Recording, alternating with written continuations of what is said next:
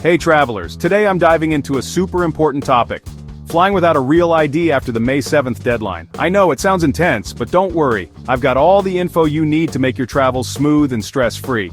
First things first, what exactly is a real ID?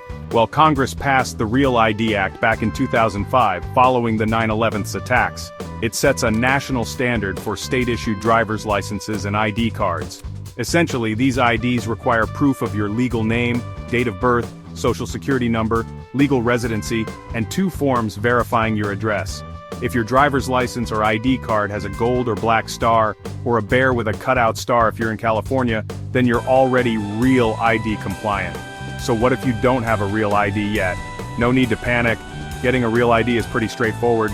You'll need to provide documents showing your full legal name, date of birth, social security number, 2 proofs of address, and your lawful status. This might include your birth certificate, social security card, a bill, and a pay stub, but check with your local DMV for the specifics. Now you might be wondering, do I really need a real ID? The answer is it depends. Real IDs are not required for driving, voting, applying for federal benefits, entering federal facilities that don't require ID, going to a hospital, or participating in law enforcement proceedings. But if you're planning a domestic flight, having a real ID is definitely recommended.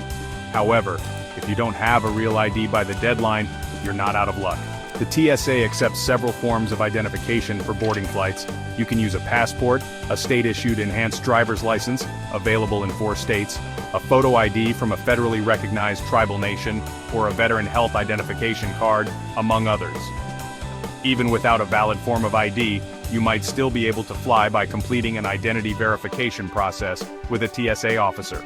And for those of you traveling with kids under 18, good news. They don't need to provide identification when flying within the US. So there you have it. Don't let the real ID deadline stress you out. Check your ID for that star, gather your documents if you need to get a real ID, and remember, there are other options if you don't have one by May 7th. Safe travels and happy flying.